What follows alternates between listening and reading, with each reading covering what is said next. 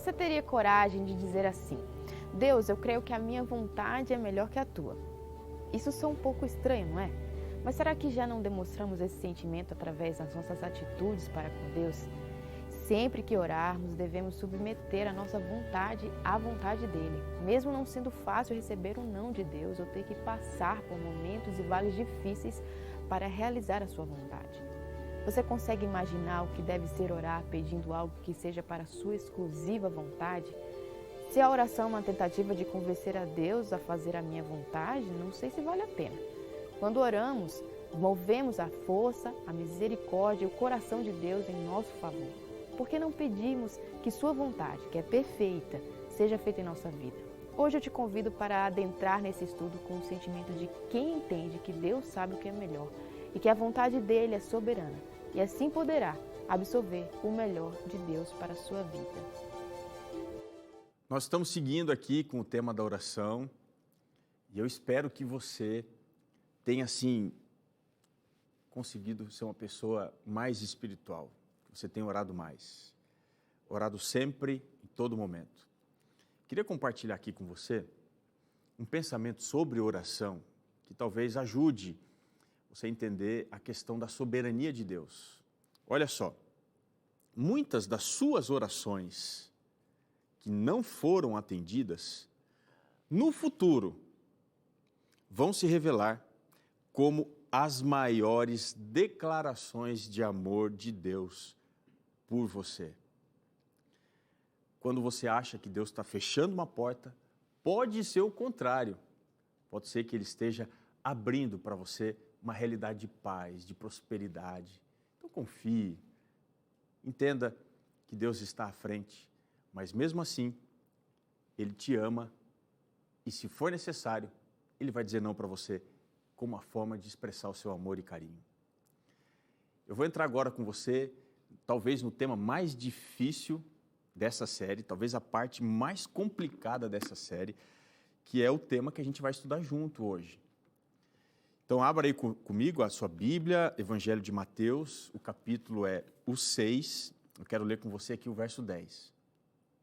Diz assim, olha: faça-se a tua vontade, assim na terra como no céu.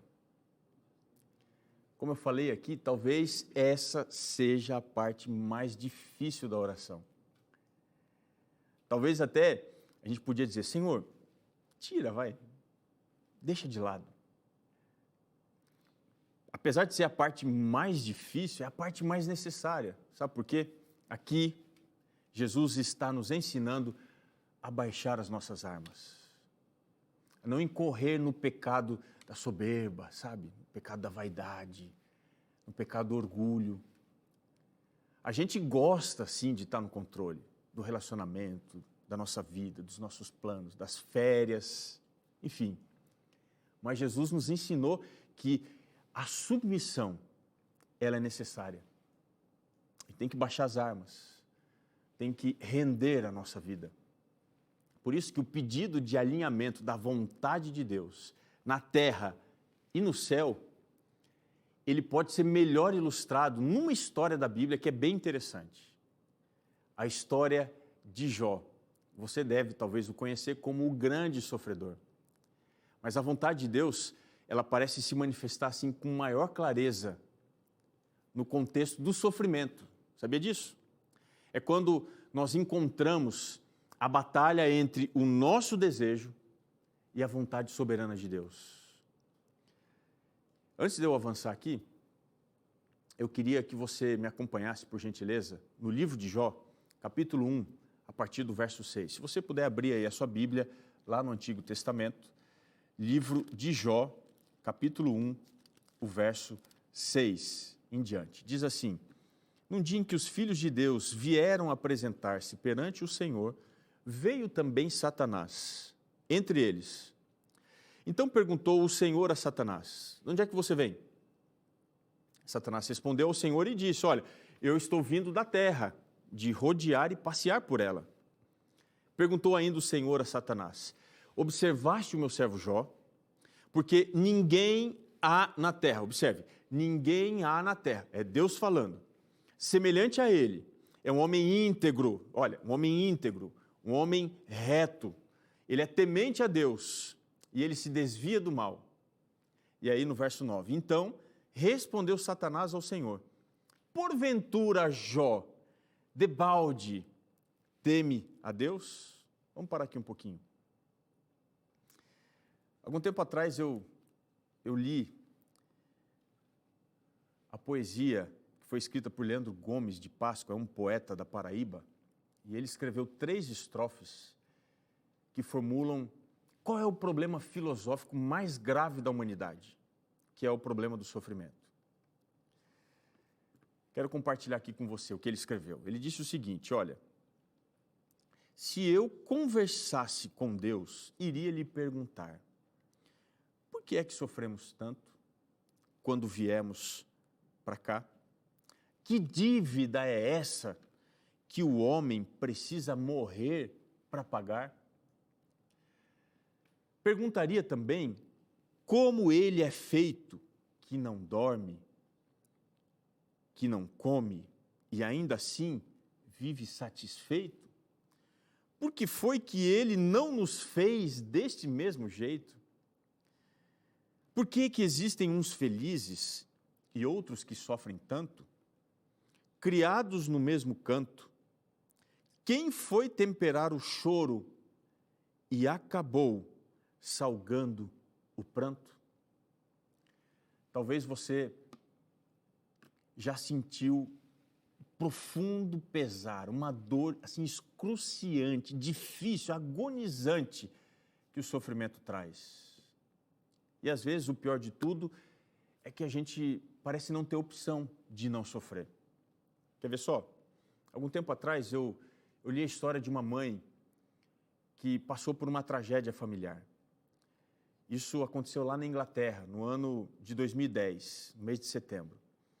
Essa mulher estava dirigindo o carro quando ela passou por um acidente e ela precisou escolher. Olha só que coisa terrível. Ela precisou escolher entre salvar o seu filho mais velho, de 16 anos, ou uma filha de 2 anos. Ela estava dirigindo um carro e enquanto ela dirigia o carro caiu dentro de um lago congelado. Isso aconteceu na região de Lincolnshire, no nordeste ali do país. Ela, mesmo grávida de 2 meses, ela conseguiu desatar o cinto quando ela perdeu o controle do veículo e eles foram lançados dentro da água. Ela conseguiu sair de dentro do carro, ela voltou à superfície, escapando ali pela janela do carro, e ela teve alguns segundos. Ela precisou pensar e decidir quem é que ela voltaria e salvaria primeiro.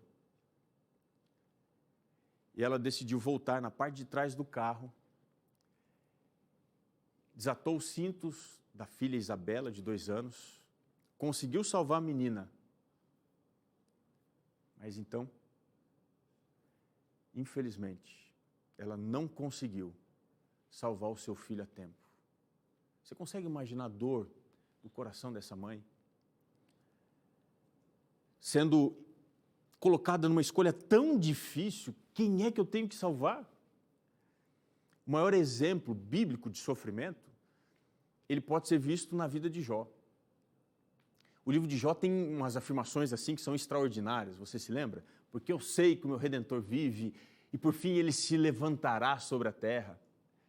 Tem um outro verso muito lindo que diz assim: eu bem sei, Senhor, que tudo podes e que nenhum dos teus planos pode ser frustrado. É lindo demais, é um livro com convicções fortes. O fim da história de Jó é arrebatador. Você já leu esse livro? Leia depois com calma para você ver. Esse fim da história, ele certifica, ele mostra, deixa evidente, claro, que vale a pena confiar na vontade, nos planos de Deus. Mas o que chama mais atenção aqui nesse livro são as perguntas, elas incomodam. Por que ele precisou perder tudo? Inclusive ele perdeu todos os seus bens, perdeu a sua família, perdeu os seus filhos. Essa é a pergunta que precisa ser respondida. Mas mais importante do que essa pergunta é a pergunta que eu li aqui para vocês no verso 9. É a pergunta mais marcante. O diabo, Satanás, olha para Deus e diz assim: O senhor acha que Jó, debalde, teme ao Senhor? Sabe o que isso significa? O texto aqui, ele está trabalhando uma realidade que é muito importante. É o modus operandi de Satanás. É o jeito que ele trabalha sempre. Como é que ele trabalha? O diabo trabalha estabelecendo a dúvida crônica. Aqui é preciso a gente diferenciar a dúvida crítica para a dúvida crônica.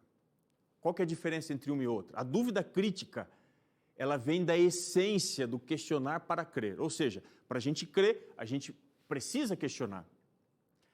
Já a dúvida crônica, ela vem da essência do questionar para crer. Ou seja, a pessoa, ela sempre vai questionar, não importa qual seja o final.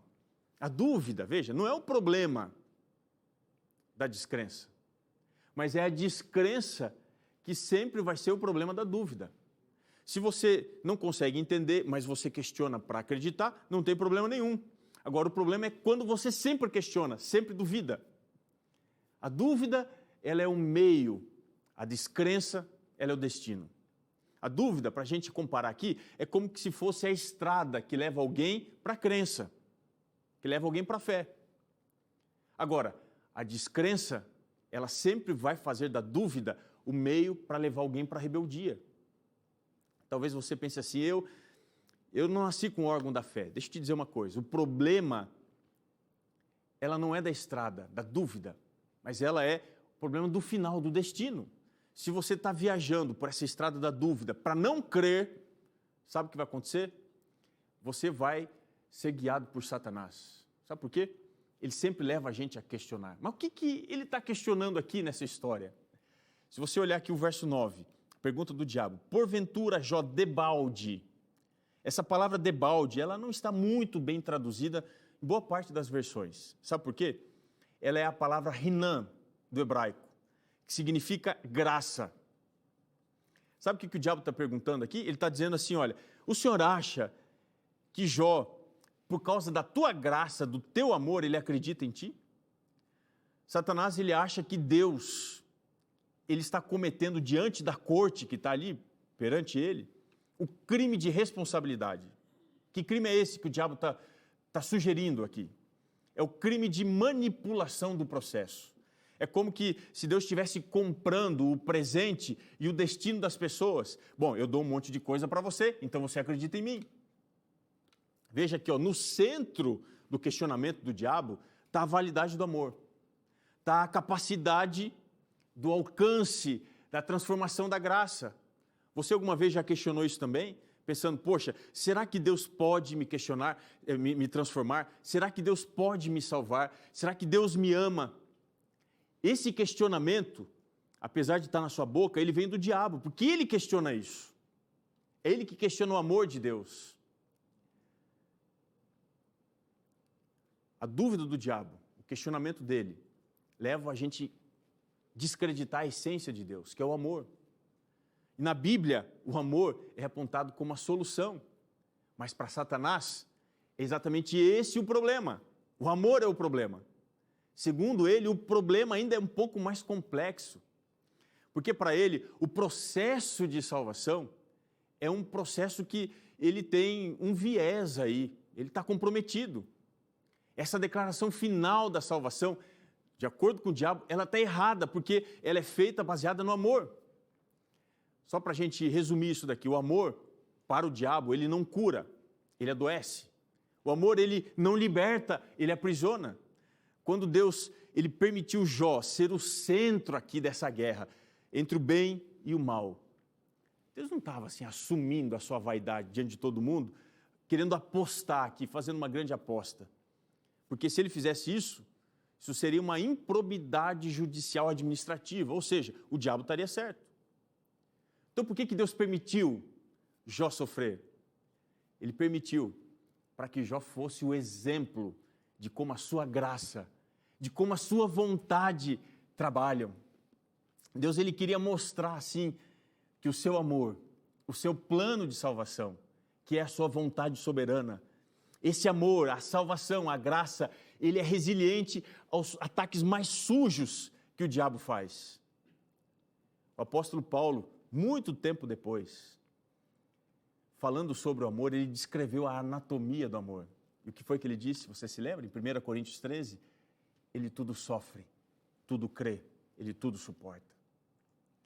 Quando a gente olha para o que ele escreveu, a gente aprende com Paulo que sobre o assunto do amor, é melhor você chorar no tom do que você sorrir desafinado.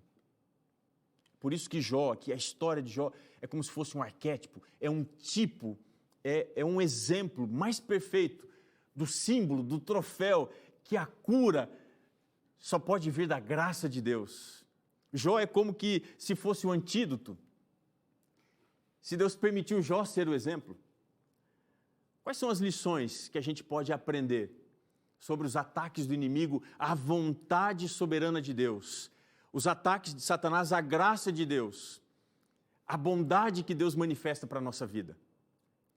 Eu quero mostrar agora para você, dentro da história de Jó, 7 instrumentos, 7 maneiras que Satanás usa desde sempre para destruir a graça de Deus na nossa vida.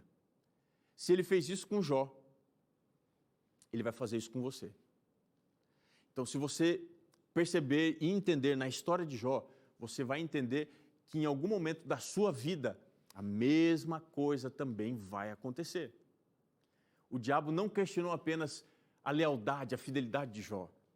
Ele questiona a sua lealdade. Às vezes ele vai colocar diante de você algumas coisas para você se questionar, duvidar. Puxa, será? Será que eu acredito? Será que eu sou fiel? Mas vamos lá. Quais são, então, os instrumentos que o diabo usa para enfraquecer a vontade e a graça de Deus? O que ele usa? Vamos aqui o texto comigo para você entender isso. A primeira forma que ele trabalha para destruir a graça de Deus na nossa vida está aqui, olha, no verso 14, está aí? Capítulo 1 de Jó, o verso 14, diz assim: Veio um mensageiro a Jó e lhe disse: os bois lavravam, as jumentas paciam junto a eles. Verso 15: de repente, deram sobre eles os sabeus e os levaram, e mataram aos servos a fio de espada. Só eu escapei para trazer-te a nova. Olha agora o verso 17. Falava este ainda quando veio o outro e disse: dividiram-se os caldeus em 3 bandos. Deram sobre os camelos, os levaram, mataram os servos a fio de espada, e eu, sozinho, escapei para te trazer essa nova. Perceba aqui um detalhe, ó. Pela história de Jó, eu entendo o seguinte: que Satanás vai colocar na sua vida pessoas que serão usadas para trazer dor, sofrimento, e assim você questionar a vontade de Deus soberana e a graça do Senhor. Quando você assume fé em Jesus, automaticamente você não precisa fazer nada, não. Nesse mesmo instante, você ganha inimigo sem saber. Tem gente que odeia Deus, odeia a igreja. Eu não sei se é o seu caso. Em algum momento, você disse assim: olha, eu não gosto de crente, não vou entrar numa igreja. E quem sabe você se converteu, como Paulo, você caiu, comeu pó. Deixa eu te dizer, esses instrumentos que Satanás usa são colocados na nossa vida para ferir em nós a visão da graça de Deus e a soberania da vontade dele. A maldade que está acontecendo com você não vem de Deus, não vem da vontade de Deus, mas é o diabo tentando fazer você inverter a coisa e pensar que é Deus que te faz sofrer, enquanto é Ele mesmo que está trabalhando. Você consegue entender isso? Está difícil aí? Lembre-se, o fim da história é muito bom, vale a pena. Não desanime, continua ao lado de Deus, continua confiando na graça do Senhor, continua segurando nas mãos de Deus, entendendo que a providência dEle, a vontade dEle é soberana. Mas Ele não usa só inimigo, olha só o que Ele usa mais aqui na história. Dá uma olhadinha no verso 19, diz assim: e eis que se levantou um grande vento, do lado do deserto e deu nos 4 cantos da casa, a qual caiu sobre eles e morreram. Só eu escapei para trazer-te a nova. Qual que é o segundo instrumento que o diabo usa para fazer a gente duvidar da vontade de Deus? O poder da natureza. Próxima vez que você assistir, ler ou ver alguma destruição por causa da natureza, nunca diga, Deus quis assim.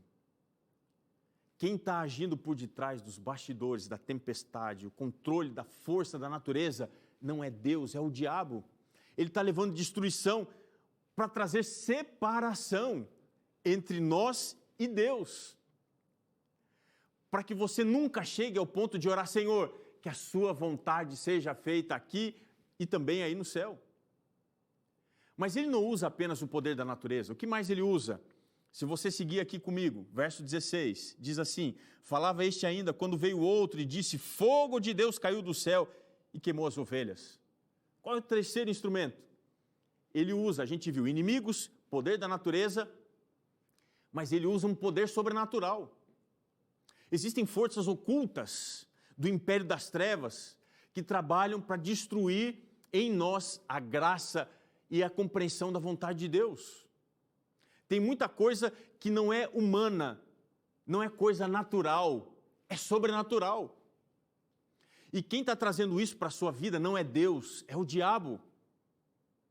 Não dê espaço para que o império das trevas avance dentro do seu coração.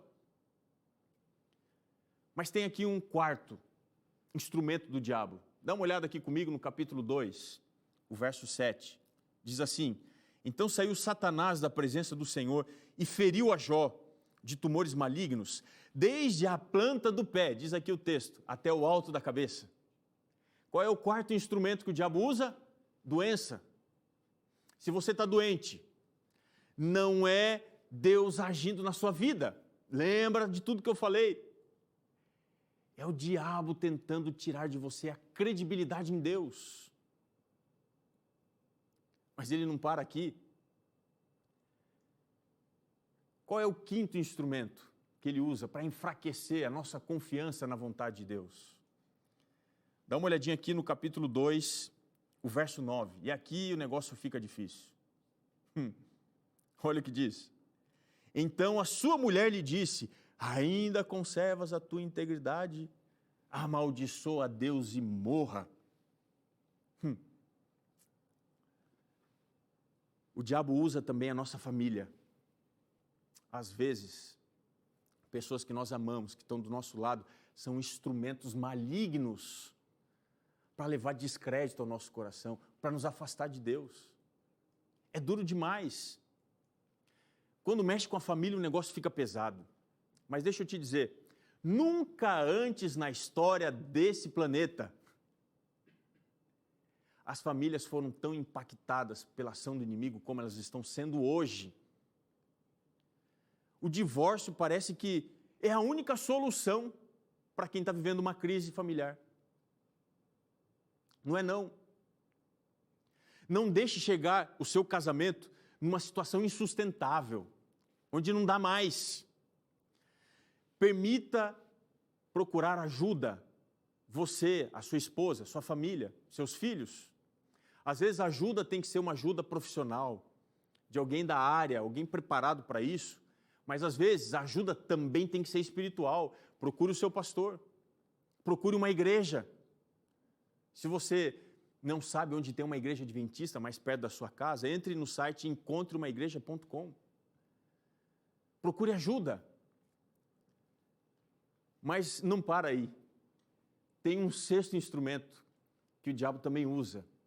Só relembrando, o diabo usa os inimigos, usa o poder da natureza, ele usa também o poder sobrenatural, ele usa a doença, ele usa a família, mas ele usa uma sexta coisa. Vá aqui comigo, capítulo 2, o verso 11. Ouvindo, pois, 3 amigos de Jó, todo este mal que lhe sobreviera, chegaram cada um do seu lugar para consolar, não é isso? Continua lendo. Os 3 amigos Final do verso 11, combinaram ir juntamente condoer-se dele e consolá-lo. E o verso 12, levantando eles os olhos de longe, não o reconhecendo, ergueram a voz e choraram. Cada um rasgando o seu manto lançava pó ao ar sobre a cabeça. Deixa eu te dizer uma coisa. As péssimas amizades corrompem os bons costumes. Tem um ditado, diga-me com quem você anda e eu vou te dizer quem você é. Não tem esse ditado? A força do grupo é maior do que a força do indivíduo. Geralmente, se você cede à pressão, você vai se dar mal. E olha só que interessante na história de Jó. Os amigos, que eram pessoas que vieram com boas intenções, nenhum amigo se apresenta dizendo para você, eu vou ser o demônio na sua vida. Eu vou acabar com você, vou te levar para longe de Deus, eu vou detonar você, eu vou fofocar da sua vida. Não. Tem muita gente que chega assim de mansinho, né? Vai entrando na nossa vida e a gente dá confiança e daqui a pouco a língua dele quase que não cabe dentro da boca. Fala mal de tudo, fala mal de todos. Você vira as costas assim, ó, e ele está, ó, dando facada aqui atrás. O diabo usa esse tipo de coisa. É uma importante ferramenta que ele usa, amigos. E às vezes ele usa amigos para te afastar de Deus. Tem muita gente que não decide se entregar a Jesus, que não se batiza, que não entra na igreja, porque pensa assim, o que eu vou falar para os meus amigos? O que eu vou dizer lá no bar? Eles vão dar risada. Deixa eu te dizer, essas amizades que por um momento parecem ser boa coisa na sua vida, vão ser uma desgraça. Você está entendendo o que eu estou falando? Antes só, completa a frase, do que mal acompanhado, não é? Deus me mandou aqui falar para você. Tem gente que você tem que cortar. Tem perda que é ganho. Esses amigos que chegaram, né, posando de bonzinhos, nós vamos consolar. Esses amigos desceram pancada em Jó no livro todo. Lá no final do livro, Deus chega para Jó e diz o seguinte, ó, se você não interceder por eles, eles estão perdidos. Às vezes a gente tem que interceder por pessoas, mas isso a gente só faz quando a gente está nas mãos de Deus. Não permita que as amizades te separem de um relacionamento profundo com Deus. Se você questiona, se afaste. Tem um sétimo e último instrumento que o livro apresenta aqui para a gente, que talvez seja um golpe mais doído. Verso 13. Sentaram-se com ele na terra 7 dias, 7 noites, e nenhum lhe dizia palavra alguma. Sabe por quê? Porque viam que a dor era muito grande. Deixa eu recapitular os 6 instrumentos que o diabo usa para destruir a graça, o amor de Cristo na nossa vida. Quais são eles? Primeiro, os inimigos. Naturalmente você vai ganhar inimigos quando você estiver ao lado de Deus. Quando você é uma pessoa temente, se desvia do mal, você vai ter inimigos. Segunda coisa, poder da natureza. Ele vai mandar catástrofe, enchente, terremoto, fome, seca. Ele vai fazer de tudo para bagunçar o nosso lugar aqui, o nosso mundo. Terceira coisa que ele usa, um poder sobrenatural. Ele tem um controle da natureza e ele usa a natureza para chacoalhar a nossa fé. Mas não estremeça, porque o poder do diabo está sob a autoridade da vontade soberana de Deus. Amém por isso? Creia, confie. Quarto instrumento, o diabo usa doenças. Se você está carregando aqui na carne os efeitos do pecado, lembre-se, a doença não é maior do que Deus. O seu Deus pode tudo. Quinta coisa, o diabo usa pessoas próximas, a família, para nos separar de Deus, para que a gente amaldiçoe a Deus. Sexta coisa, o diabo usa pessoas próximas, amigos. Relembrei cada um deles. E, finalmente, o diabo usa a dor, o sofrimento. Está doendo? Desmoronou tudo de uma vez e você não está dando conta, o nó da garganta está pesado, você quer parar, você quer desanimar, a dor é grande demais. Resista, mas não sozinho. Resista nas mãos de Deus. Faça a oração do Pai Nosso. Senhor, seja feita a tua vontade aqui na terra, porque é o lugar mais resistente à sua vontade. Começa por aqui, Senhor. Faça aqui a sua vontade, mas faça aí também. Sabe, a dor tem prazo de validade. O sofrimento vai acabar. Eu quero te contar o fim da história. E eu vou sentar aqui para poder olhar nos seus olhos um pouco mais perto. Qual é o fim da história? No capítulo 38, Deus aparece numa visão extraordinária para Jó. Se você for no capítulo 38, essa é a visão da glória de Deus. O verso 1 diz assim: depois disto o Senhor do meio de um redemoinho apareceu a Jó. Depois que Deus aparece, Deus faz 74 perguntas para Jó. Sabe o que acontece? Ele não dá nenhuma mesmo resposta. Deus não dá explicação. Sabe o que Deus faz? Deus simplesmente mostra a si mesmo. Deus dá a visão da sua graça, da sua glória, e Ele apresenta a sua soberania. Ele começa a dizer: eu sou o Criador de todas as coisas, fui eu quem fez isso, foi eu que fiz aquilo, eu sou o Criador. Deus não deu respostas a Jó, Ele deu a si mesmo, revelando-se para Jó. Quando Deus mostrou a si, isso foi suficiente para Jó. A ponto de ele dizer aqui no capítulo 42, o verso 5, eu te conhecia só de ouvir, mas agora os meus olhos te veem. Uma fé que era imatura, mesmo ele sendo um homem bom, temente a Deus, agora ele não apenas ouvia, agora ele via Deus. O sofrimento nos aproxima de Deus. E quando Ele nos faz crescer, a gente pode responder como o capítulo 42, o verso 2, diz aqui: bem sei que tudo podes, olha que lindo, e nenhum dos teus planos pode ser frustrado. Olhar a Deus, conhecê-lo mais, é o que nós precisamos para entender que a sua vontade deve ser soberana aqui na terra, mas também lá no céu. A expressão do amor de Deus, da sua vontade, nós encontramos aqui na revelação de Deus. E no sofrimento, Deus fala com megafone. Um tempo atrás eu li sobre uma história hindu de um homem que encontrou um cálice mágico e ele descobriu que as suas lágrimas, elas se transformavam dentro do cálice em pérolas.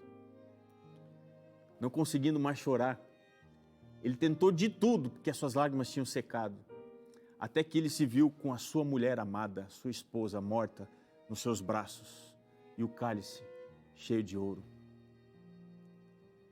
Essa história me ensina uma lição bem interessante. O alívio para o sofrimento, na perspectiva humana, não é apenas a ausência de dor, mas sim viver em plenitude. Nós lutamos aqui nesse mundo para transformar as nossas lágrimas em pérolas, para não sofrer. Às vezes a gente faz até o próximo sofrer, mas tentando ser feliz, muitas vezes a gente mata o amor na nossa vida, nós sacrificamos a graça, nós tiramos Jesus da equação da nossa vida. É por isso que Jesus nos chama hoje a depor as nossas armas e permitir que Deus lute por nós aqui na terra, mas também lá no céu. Ouça essa música e entenda que Deus, Ele é soberano e Ele vai fazer o melhor para você aqui, mas especialmente lá. Abra o seu coração e deixe Deus falar com você através dessa música. Que a letra deste hino, dessa melodia, seja para você a forte convicção, a confiança na soberana vontade do nosso Senhor.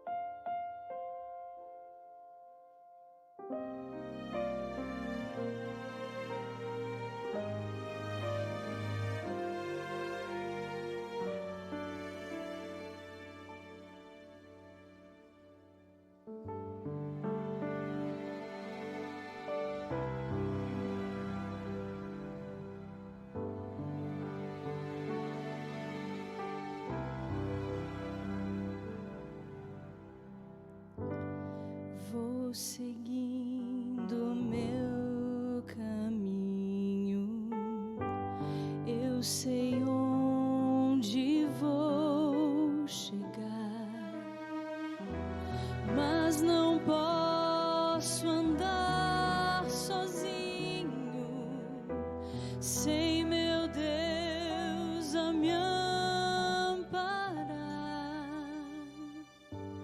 Podem vir as tentações,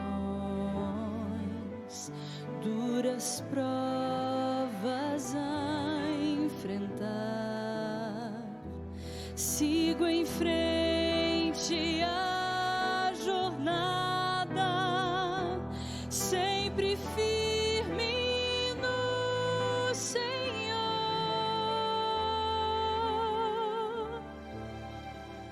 Só em Cristo há esperança, só em Cristo há perdão, só em Cristo há segurança,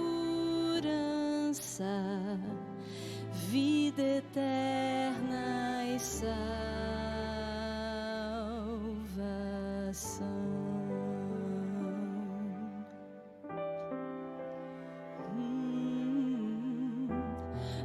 Tormentas, densas trevas, negras sombras ao redor, eu seguro a mão do Mestre e não tenho mais temor.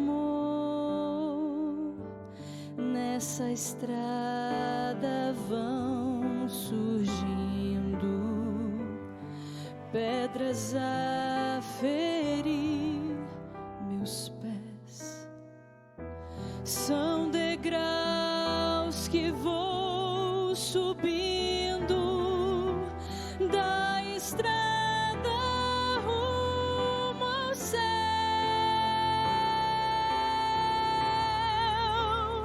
Só em Cristo há esperança, só em Cristo há perdão, só em Cristo há segurança,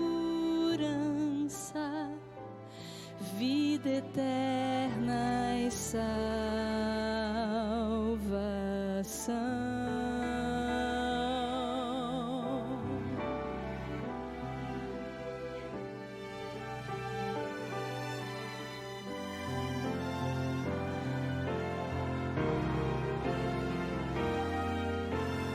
Só em Cristo há esperança, só em Cristo há perdão, só em Cristo há segurança,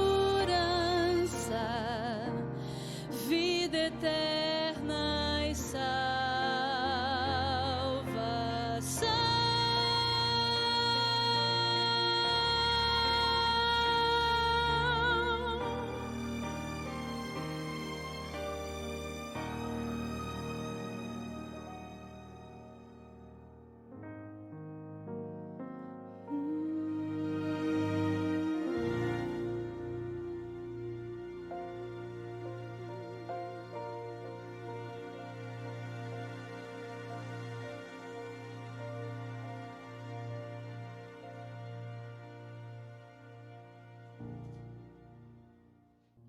você precisa entender que Deus nunca prometeu que a viagem aqui seria fácil. Ele não te prometeu que você teria uma colônia de férias aqui nesse mundo.